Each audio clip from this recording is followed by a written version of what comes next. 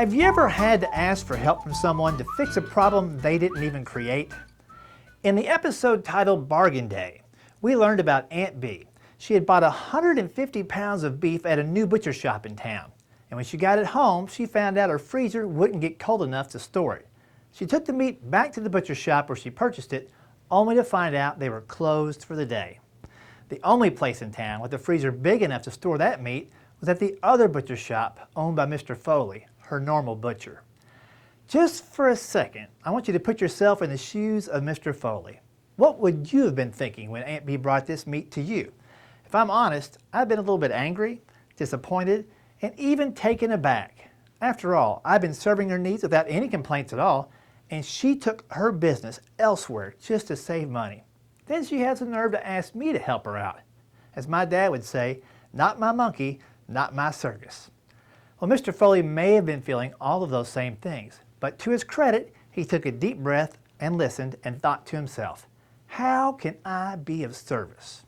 He had the ability to help, and he did. Have you ever had to ask for help in a situation like that? Back in the days when I had a lot more hair, I did the exact same thing. I've been going to one barber who was a little further out and slightly more expensive than what I thought was necessary, but he gave me a good haircut.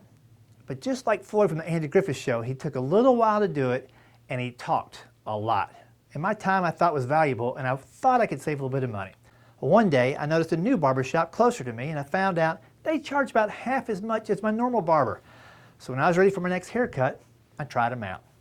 And as I sat in that chair, I could see the scissors working their way around my noggin, and I instantly knew I was in trouble. I kept thinking, maybe they'll pull this all together at the last second and I'll be okay. But they did not pull it together, and I was not all right. I looked like a cross between an ex-Marine and Boy George. So, as soon as I left the barber shop, I called my normal barber, and I felt just like Aunt Bee walking into Mr. Foley's butcher shop. But without missing a beat, my old barber said, hey, let's see what we can do to even this thing out. Not once did he say, what were you thinking, or you get what you pay for, or why'd you go somewhere else? He simply worked his magic and fixed the hack job that the other barber had done. Now in both stories, Aunt Bee and I had experiences with butchers, and both times the business owners took care of us without blinking an eye. Would you have done the same thing? You see, when you serve someone above and beyond expectations, when they need it the most and expect it the least, you form an emotional bond. And that feeling of goodwill goes beyond their normal transactional purchase and their normal transaction with you. They become a brand ambassador, and they tell that story to others every chance they get. All it takes for you to make it happen is empathy, patience, and a desire to serve. So when did that butcher get Aunt Bee's business back? The moment he decided to serve her. Is there room for you to accommodate a request from a temporary lost customer? Can you serve someone above and beyond their expectations when they need it the most and expect it the least? How about serving somebody before they even know they need help? That's the topic of our next Mayberry Method Moment.